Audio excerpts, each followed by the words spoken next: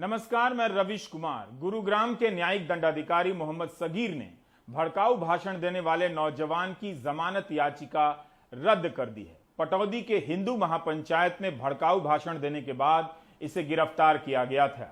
न्यायिक दंडाधिकारी ने कहा कि नफरती भाषण देना फैशन होता जा रहा है। देश को महामारी से ज्यादा इससे नुकसान हो रहा है। जो नौजवान जामिया में पुलिस की मौजूदगी में पिस्तौल लहराता रहा, गोली चलाई, लेकिन वहां खड़ी पुलिस ने कुछ नहीं किया। ना उस समाज ने जो एनकाउंटर का जश्न मनाता है, बल्कि वो दिल्ली पुलिस जिंदाबाद के नारे लगा रहा था। ऐसा इसलिए क्योंकि समाज तब उस वक्त गोली मारो के नारे लगाने वालों के साथ खड़ा था। गद्दारों को गोली मारो, देश के गद्दारों को। केंद्रीय मंत्री अनुराग ठाकुर गोली मारो के नारे लगा रहे थे। अब इस नौजवान का विकास कार्ड देखिए, रिपोर्ट कार्ड वहां से यहां आ गया है। हिंदू महापंचायत ने बुलाया जाने लगा है, जहां वह समुदाय विशेष को ललकारते हुए सुना जा सकता है। इस महापंचायत के बाद गिरफ्तार हुआ। गुरुग्राम के न्यायिक दंडाधिकारी ने जमानत की अर्जी रद्द करते हुए कहा कि इस तरह के नफरती भाषणों से आगे चलकर कमजोर तबके के खिलाफ हिंसा की जमीन तैयार होती है। भेदभाव, अलगाववाद पनपता है और कई बार नरसंहार तक हो जाते हैं। याद रखिएगा, सांप्रदायिकता आपके बच्चों को मानव बम में बदल देती है। वही राजनीति उन्हें मानव बम में बदलती है जो उन्हें बेरोजगार बनाती है। इसलिए अपने बच्चों को बचा लीजिए और संविधान की मूल भावना को भी। अब आते हैं दूसरे मसले पर। आखिर कब तक न्याय व्यवस्था इस बात से अनजान बनी रह सकती है कि आए दिन नागरिकों पर जो सवाल करते हैं सरकार से, एनएसए, राजद्रोह और यूएपीए का मुकदमा दर्ज कर लंबे समय तक जेल में बंद रखा जा रहा है। सरकारें बेपरवाह हो गई हैं और राजनीतिक संरक्षण में पुलिस बेलगाम। अवैध रूप से एनएसए लगाए जा रहे हैं। आप कल्पना नहीं कर सकते कि इन तीनों कानूनों ने सरकारों को कितना बेलगाम और डरावना बना दिया है। इंडियन एक्सप्रेस के कुनैन शरीफ एम की इस रिपोर्ट के बारे में प्रधानमंत्री मोदी भी बात करना नहीं चाहेंगे, जिन्होंने बनारस में कहा है कि यूपी में कानून का राज है। अगर कानून का राज है, तब फिर क्यों जनवरी 2018 से दिसंबर 2020 के बीच इलाहाबाद हाई कोर्ट को एनएसए के 94 मामलों को रद्द करना पड़ा? एनएसए ने 120 आदेशों में से 94 को रद्द किया है एनएसए के। इनमें से 70% मामलों में इलाहाबाद हाई कोर्ट ने उत्तर प्रदेश सरकार को फटकारा है और कहा है कि आरोपी को तुरंत रिहा किया जाए। क्या प्रधानमंत्री को इस तरह का कानून राज पसंद है? डॉक्टर कफील खान के केस में इलाहाबाद हाई कोर्ट के तब के चीफ जस्टिस गोविंद माथुर ने कहा था कि उन पर अवैध रूप से एनएसए लगाया गया है। क्या यही कानून का राज है कि किसी पर अवैध रूप से एनएसए लगा दिया जाए? एक्सप्रेस के पत्रकार कुनैन ने कोर्ट के कई आदेशों का अध्ययन कर बताया है कि 11 आदेशों में कोर्ट ने यहां तक कहा है कि जिलाधिकारियों ने अपने दिमाग का इस्तेमाल तक नहीं किया। एनएसए को बढ़ाते रहे समय सीमा ताकि जमानत ना मिले। कम से कम इन 11 मामलों से संबंधित जिलाधिकारियों के खिलाफ तो कार्रवाई होनी ही चाहिए। तब हम मानते कि प्रधानमंत्री मोदी का कहना सही है कि यूपी में कानून का राज है। हाई कोर्ट ने इसको इसलिए क्वैश किया क्योंकि उन्होंने बोला कि डीएम ने जो मटेरियल यूज किया था वो नॉन एप्लीकेशन ऑफ माइंड से यूज किया था, कि ये सिर्फ एक लॉ एंड ऑर्डर प्रॉब्लम था। मतलब पुलिस जो है उसको अरेस्ट कर सकती थी और अरेस्ट किया था और उसको ऑलरेडी बेल मिल चुका था, कि इसको एनएसए लगाने की बिल्कुल जरूरत नहीं थी। दूसरी चीज हमने ये देखी, क्योंकि एनएसए लगा हुआ था, जब तक इसको इलाहाबाद हाई कोर्ट ने ये हेबियस कॉर्पस पिटीशन को सुना नहीं, जब तक डिटेन्ड पर्सन जेल में ही रहे, तो ये टाइम पीरियड बहुत लंबा था। ये 200 से 300 दिन तक वो डिटेन रहे। तीसरी चीज हमने देखी कि एक जब एनएसए लगता है, एक इफेक्टिव रिप्रेजेंटेशन का कॉन्स्टिट्यूशनल राइट मिलता है। इसका मतलब ये होता है कि अक्यूज पर्सन जो है वो जाके एडवाइजरी बोर्ड को जल्दी से जल्दी एडवाइजरी बोर्ड उसको देखती है और उसको बोलती है कि गलत या सही है। इसमें बहुत ज्यादा डिले हो गया है। तो ये भी हाईकोर्ट ने बोला कि जो एक इफेक्टिव रिप्रेजेंटेशन का कॉन्स्टिट्यूशनल राइट है उसका भी वायलेशन हुआ है। यह प्रसंग जरूरी है क्योंकि असहमति दबाने के लिए केवल राजद्रोह, सेडिशन के कानून का इस्तेमाल नहीं हो रहा है, यूएपीए और एनएसए का भी हो रहा है। जब डॉक्टर कफील खान ने अलीगढ़ के सीजीएम कोर्ट में याचिका लगाई और पूछा कि चार्जशीट से पहले क्या पुलिस ने राज्य या केंद्र सरकार से अनुमति ली थी, तब पुलिस ने कहा अनुमति नहीं ली थी। अब कफील खान एफआईआर रद्द कराने की लड़ाई लड़ रहे हैं। हाई कोर्ट के चीफ जस्टिस गोविंद माथुर ने जब एनएसए क्वैश किया था तो ही clearly said that my speech deprecate any kind of violence and hate. Actually the DM acted took selective reading and selective phrases from my speech and made it like a hated speech. मेरी तो यही मांग है कि ना सिर्फ sedition law, NSA हुआ या चाहे यूएपीए हुआ, ये सारे ड्रैकोनियन लॉ हैं। आवाज को दबाने के लिए इन लॉज का यूज किया जाता है।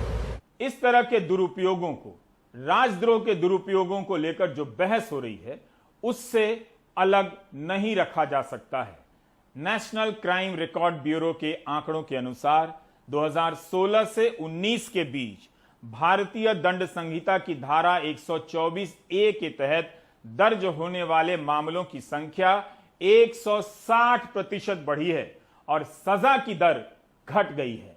1960 में सुप्रीम कोर्ट ने एक फैसला दिया था जहां पे सुप्रीम कोर्ट ने कहा कि ये देशद्रोह का ऑफेंस संवैधानिक है क्योंकि पब्लिक ऑर्डर को रखना सरकार की जिम्मेदारी है। लेकिन अगर आप पूरा इतिहास देखेंगे तो ये साफ मालूम चलता है कि इस ऑफेंस, देशद्रोह का ऑफेंस, इसका दुरुपयोग ही हुआ है और इसलिए ये काफ़ी महत्वपूर्ण है कि अब सुप्रीम कोर्ट इस पर फिर से विचार करने वाला है। लेकिन केवल देशद्रोह के ऑफेंस पे विचार करना काफ़ी नहीं है, क्योंकि ऐसे और भी बहुत ऑफेंस हैं जैसे यूएपीए में और एनएसए में जिनका उपयोग सरकार करती है लोगों को महीनों और सालों तक जेल में रखने के लिए, उन पे लंबे लंबे मुकदमे चलाने के लिए। तो देशद्रोह के साथ साथ यह भी महत्वपूर्ण है कि यूएपीए, एनएसए, बाकी ऐसे आफ्स्पा जैसे कानून हैं उन पर भी एक बार फिर से विचार किया जाए और सुप्रीम कोर्ट ये स्पष्ट तरीके से कहे कि ऐसे सारे कानून जो हैं वो संविधान के खिलाफ हैं। खोजी पत्रकारिता करने वाली वेबसाइट article14.com के कुणाल पुरोहित ने इसी साल 2 फरवरी को एक विस्तृत रिपोर्ट प्रकाशित की। गोदी मीडिया ऐसी रिपोर्ट न खुद करेगा, न अर्ध गोदी मीडिया करेगा और न आपको बताएगा। सारा खेल इसी का है कि आप तक जानकारी नहीं पहुंचने देनी है, जो आप 20 साल बाद समझेंगे ही। कुणाल ने देखा कि पिछले 10 साल में 11,000 लोगों के खिलाफ राजद्रोह के 816 मामले दर्ज हुए हैं। इनमें से 65% मामले 2014 में मोदी के प्रधानमंत्री बनने के बाद दर्ज हुए। इनमें से कई पत्रकार हैं, छात्र हैं, विपक्ष के नेता हैं, लेखक हैं, प्रोफेसर हैं। 2014 के बाद जो मामले दर्ज हुए हैं उनमें से 388 मामले आलोचनात्मक और अभद्र टिप्पणियों से जुड़े हैं। 149 लोगों के खिलाफ आरोप है कि प्रधानमंत्री मोदी और 144 लोगों के खिलाफ आरोप है कि मुख्यमंत्री योगी के खिलाफ अपमानजनक टिप्पणी की है या आलोचना की गई है। यूपी में 2010 के बाद से राजद्रोह के 115 केस दर्ज हुए, लेकिन इनमें से 77% केस पिछले 4 साल में दर्ज हुए हैं, योगी के मुख्यमंत्री बनने के बाद। क्या आलोचना करने की इतनी बड़ी सजा चुकानी पड़ेगी? क्या इसी वजह से लोग डर के मारे 110 रुपए लीटर पेट्रोल दे रहे हैं और सोशल मीडिया में लिखने से घबरा रहे हैं कि पुलिस केस ना कर दे? सुप्रीम कोर्ट के मुख्य न्यायाधीश एनवी रमन्ना ने कहा है कि इसका इस्तेमाल अति हो चुका है। जिस कानून को अंग्रेजों ने तिलक और गांधी पर लगाया उसे हम क्यों बनाए रखना चाहते हैं? मुख्य न्यायाधीश NV Ramana, justice AS Bopanna और जस्टिस ऋषिकेश रॉय की बेंच ने कहा है कि सरकार पुराने कानूनों को कानून की किताबों से निकाल रही है, तो इस कानून को हटाने पर विचार क्यों नहीं किया गया? राजद्रोह कानून संस्थाओं के कामकाज के लिए गंभीर खतरा है। राजद्रोह का इस्तेमाल ऐसा ही है जैसे बढ़ई को लकड़ी का टुकड़ा काटने के लिए आरी दी जाए और वो उसका इस्तेमाल पूरे जंगल को काटने के लिए कर दे। टिप्पणी राजद्रोह के संदर्भ में है, लेकिन आप खुद इंटरनेट पर एनएसए और यूएपीए के मामलों को निकालकर पढ़िए तो पता चलेगा कि पुलिस और सरकार मिलकर आरी से पूरा जंगल ही काट रहे हैं। अदालत ने कहा है कि अफसरों की जवाबदेही भी नहीं है। समय आ गया है कि अदालत जवाबदेही तय करे, सरकार नहीं करने वाली है। मुख्य न्यायाधीश ने कहा है कि यह ऐसा है जैसे अगर कोई पुलिस अधिकारी किसी गांव में किसी को ठीक करना चाहता है तो वह धारा 124A का उपयोग कर सकता है। इससे लोग डरे भी हुए हैं। यदि कोई पक्ष दूसरे पक्ष की आवाज नहीं सुनना चाहता है तो वो इस कानून का उपयोग कर सकता है और दूसरों को फंसा सकता है। यह लोगों के लिए एक गंभीर सवाल है। आज पूर्व अटॉर्नी जनरल मुकुल रोहतगी ने कहा कि इस कानून को खत्म कर देना चाहिए क्योंकि इसका इस्तेमाल अभिव्यक्ति की आजादी को कुचलने में किया जा रहा है। जिस ब्रिटेन की सरकार यह कानून लेकर आई, अब उसी ब्रिटेन में राजद्रोह का कानून नहीं है मगर वो देश भी मौजूद है। मुकुल रोहतगी ने तो यह भी कहा कि उन्हें नहीं लगता कि भारत में कभी भी हिंसक रूप से सरकार को उखाड़ फेंकने का कोई वास्तविक प्रयास हुआ भी है। In England, there is no offense of sedition anymore. It was there, it's long gone. Now let us look at 75 years of history of this nation. I don't think that there has been any real violent attempt to overthrow any government, whether central or state. No such thing has happened. There is absolutely no need to keep this law. It is completely archaic. Mukul Rohatgi कह रहे हैं कि केंद्र या राज्य के खिलाफ उखाड़ फेंकने के लिए कभी भी हिंसक प्रयास नहीं हुए। तो फिर क्या यह बात भीमा कोरेगांव केस में सुधा भारद्वाज, स्टैन स्वामी, आनंद तेलतुंबडे और हैनी बाबू के मामले में लागू होती है, जिन पर भारत के खिलाफ युद्ध छेड़ने के आरोप हैं? मुकुल रोहतगी बड़े वकील हैं, उन्हें भी अटॉर्नी जनरल के पद पर रहने का मौका मिला है। हम उन्हें भी याद दिलाना चाहेंगे कि उन्होंने सुप्रीम कोर्ट में हार्दिक पटेल की याचिका का विरोध किया था। हार्दिक पटेल पर राजद्रोह की धारा लगाई गई थी और आरोप था कि उन्होंने पटेल आरक्षण के दौरान जो आंदोलन हुआ था उसमें हिंसा भड़काने के निर्देश दिए। हार्दिक ने सुप्रीम कोर्ट में याचिका दायर की कि राजद्रोह की धारा हटाई जाए। उस वक्त मुकुल रोहतगी अटॉर्नी जनरल थे, लेकिन गुजरात सरकार की तरफ से पेश हो रहे थे। उन्होंने हार्दिक की याचिका का विरोध करते हुए कहा कि पूरे गुजरात में न्यायपालिका, पुलिस, पुलिस थाने और नेताओं को निशाना बनाया गया है। तब मुकुल रोहतगी कह सकते थे कि इस मामले में राजद्रोह का इस्तेमाल नहीं होना चाहिए। विचित्र विचित्र मामलों में लोगों पर राजद्रोह लगे हैं। मध्य प्रदेश में तो जून 2017 में 15 नौजवानों पर राजद्रोह लगा दिया गया क्योंकि किसी पड़ोसी ने आरोप लगा दिया कि वे पाकिस्तान की जीत पर जश्न मना रहे थे। बुरहानपुर जिला कोर्ट से आदेश मिलने के बाद यहां इस खंडवा अनुराग द्वारी तब बुरहानपुर पहुंचे रिपोर्ट करने। यह उस दिन की रिपोर्ट है जब उन्हें जमानत मिली थी, लेकिन 9 दिनों तक बिना किसी बात के जेल में रहने का जख्म सिर्फ जहन पर नहीं, जिस्मों पर भी था।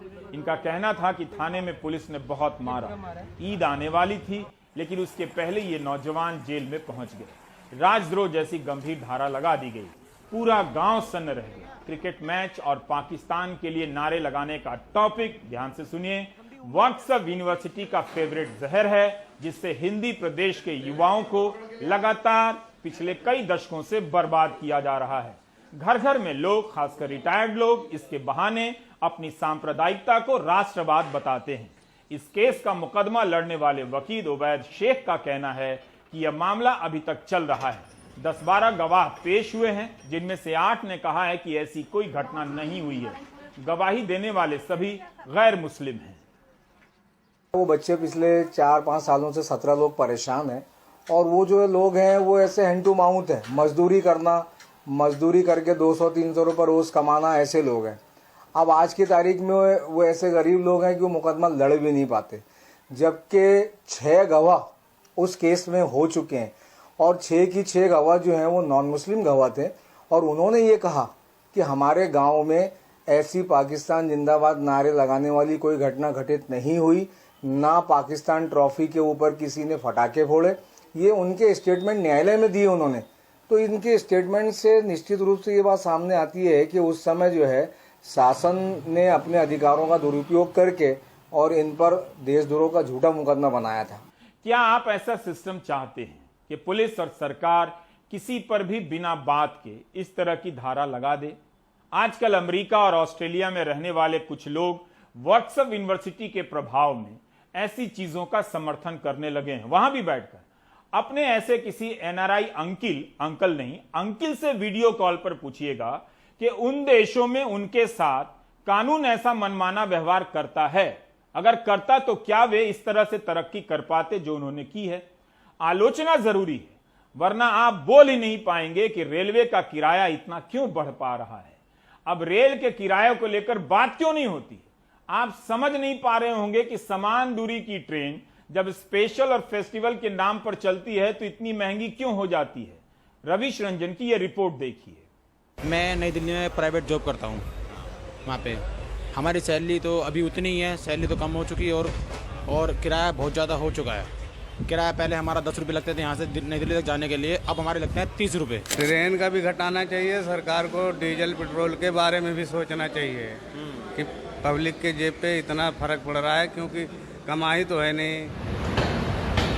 ये परेशानी रेलवे के आम यात्रियों की है जो कोरोना काल में फिर से अपने काम धंधे की ओर लौट रहे हैं। हापुड़ से रोशन शर्मा रोज दिल्ली नौकरी करने आते हैं। उनके हाथों में दर्जनों इस तरह के आरक्षित टिकट हैं। पहले हर महीने 270 रुपए MST पर वो हापुड़ से दिल्ली आते जाते थे, लेकिन कोरोना काल में इसे बंद कर दिया गया। लिहाजा अब हर महीने आरक्षित टिकट पर उनको 3,500 रुपए खर्च करने पड़ रहे हैं। पहले हमारा 270 रुपये में पूरे महीने काम हो जाता था MST से। अब हमको पर डे रिजर्वेशन कराना पड़ता, लाइन में लगना पड़ता काउंटर के में, तब हम टिकट लेते हैं हापुड़ से दिल्ली तक, नई दिल्ली तक का। कितना किराया? 55 रुपये किराया एक साइड से, वन साइड 55 रुपीज़ है। अब दोनों ओर से 110 रुपये करीब हो गया। कोविड प्रोटोकॉल का नाम देकर सिर्फ छोटी दूरी के ट्रेनों के ही किराया नहीं बढ़ाए गए हैं, बल्कि इस दौरान स्पेशल और फेस्टिवल के नाम पर भी किराए बढ़े हैं। दिल्ली की मंडी में ट्रक चलाने वाले विद्यासागर अपने गांव अमेठी लौट रहे हैं। वो बताते हैं कि स्लीपर का किराया पहले करीब 310 रुपए का था, अब बढ़कर 340 रुपए हो चुका है। 305 रुपये का रिजर्वेशन होता था, अब इस समय हुआ है 2 टिकट कराया हूँ, अभी वेटिंग मिली है 690 रुपये का हुआ है। बदलाव का किराया कैसे बढ़ गया है? सबका बढ़ा है, कोई सी ऐसी गाड़ी नहीं है कि ना बढ़ा हो, सबका बढ़ा है किराया। रेल का हम बढ़ा किराया भी दें और हमें एहसान के बोझ तले भी दबाया जाए। कुछ ऐसा ही है कि हमारे और आपके टिकट पर ये लिख कर आता है कि क्या आप जानते हैं आपके किराए का 43% वहन देश के आम नागरिक करते हैं। खैर, अब हम आपको बताते हैं कि कैसे बढ़े किराए का ठीकरा बड़ी सफाई के साथ में कोविड पर फोड़ा जा रहा है। कोरोना की इस महामारी के दौरान किराया बढ़ाए जाने की जानकारी किश्तों में आई। किराया पहले बढ़े, जानकारी बाद में दी गई। बीते 1.5 साल में किराया कैसे बढ़ा और रेलवे के तर्क की एक बानगी देखिए। कोरोना काल में प्लेटफॉर्म टिकट 10 रुपए से बढ़कर 30 रुपए कर दिए गए। रेलवे ने तर्क दिया कि DRM ने भीड़ के चलते बढ़ाया है। छोटी दूरी ट्रेनों के किराए बढ़े, मसलन अमृतसर से पठानकोट का किराया 35 से 55 रुपए कर दिया गया, लेकिन रेलवे ने तर्क दिया कि लोकल ट्रेनों में भीड़ घटाने के लिए ये बढ़ाया गया है। जनवरी से लेकर अब तक 250 ट्रेनों में स्पेशल और फेस्टिवल के नाम पर किराए बढ़ाए गए।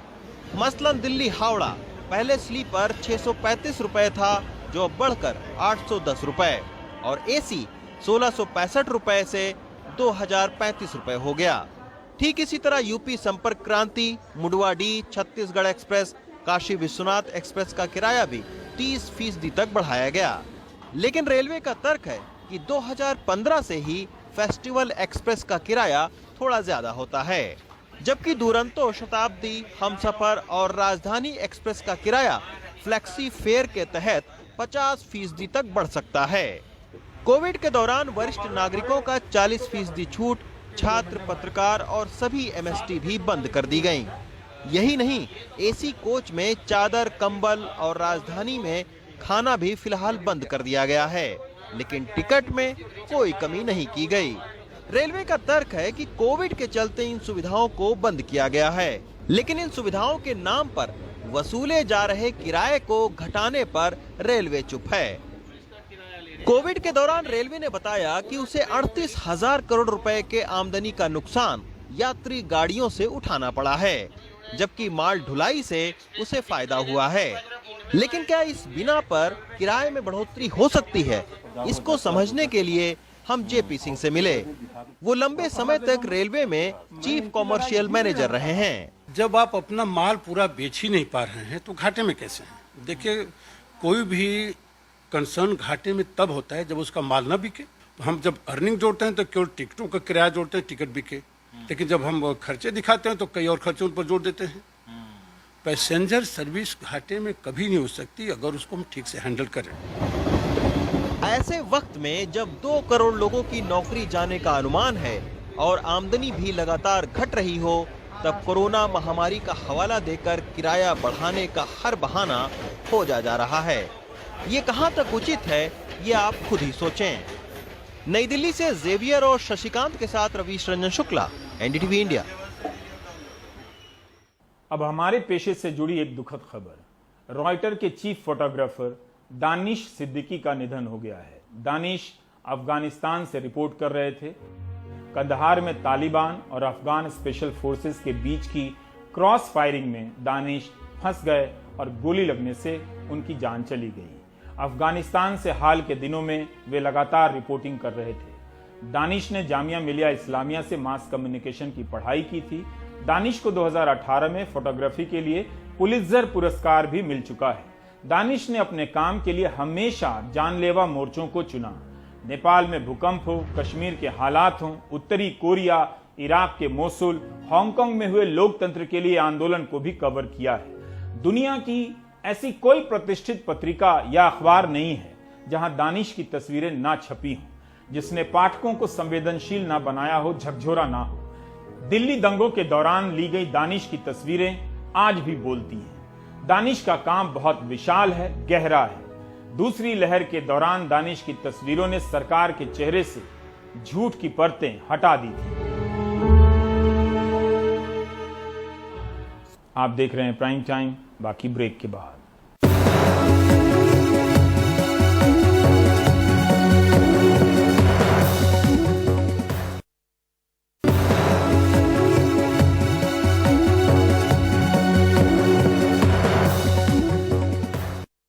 मध्य प्रदेश में बारिश कम होने के कारण खरीफ की फसलें सूखने लगी हैं। मूंग, उड़द, कपास की बुआई के लिए बहुत कम समय बचा है। एक और परेशानी है मिलावटी खाद।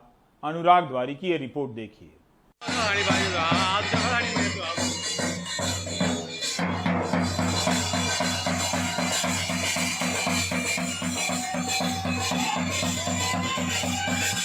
टोकता निकालते बारिश गिर जाए, फसल अभी तक बुआई नहीं है।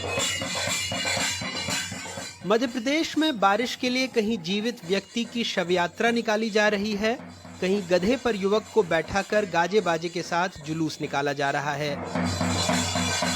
कुछ टोटके के आसरे हैं तो कुछ मेहनत के बूते बैठे हैं। भोपाल के करीब रातीबड़ के किसान जलील ने अपनी 5 एकड़ जमीन में पहले सोयाबीन बोया, लेकिन पानी ने साथ नहीं दिया। मक्का बोई था, सोयाबीन खराब हो चुका है। मक्का बो दी, अब इस पे उम्मीद लगा के बैठे ऊपर वाला पानी बरसा दे तो परेशानी हल हो जाए, कुछ हो जाए।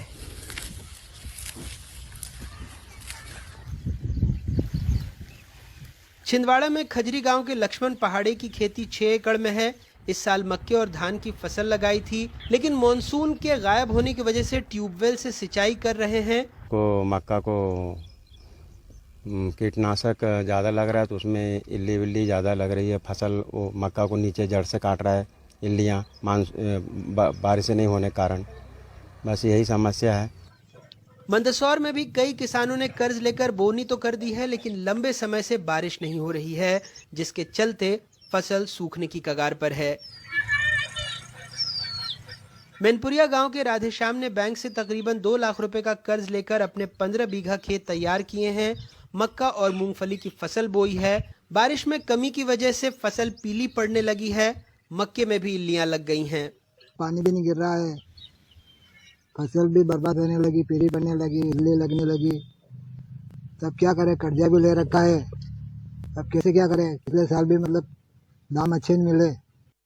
पिछले साल तक इस वक्त तक करीब 588.11 लाख हेक्टेयर के रकबे में खरीफ फसलों की बुआई हो गई थी, लेकिन इस साल अभी तक सिर्फ 499.87 लाख हेक्टेयर में ही बुआई हुई है।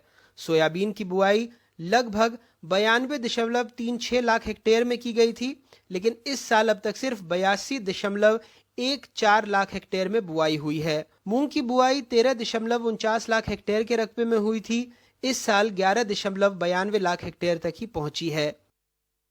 मध्य प्रदेश सरकार दावा कर रही है कि खरीफ के 90% रकबे में किसान फसल की बोनी कर चुके हैं।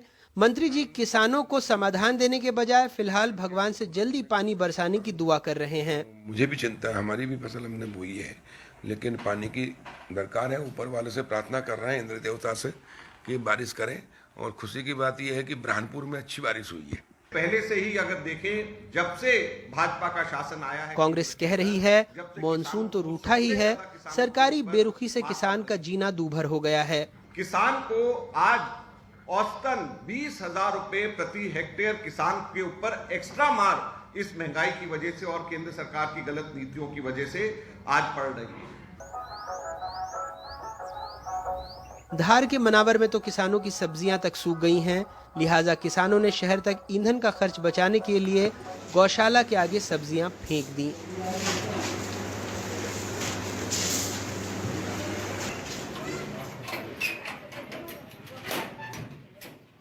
दिक्कत सिर्फ बरसात नहीं, अमानक खाद बीज भी है।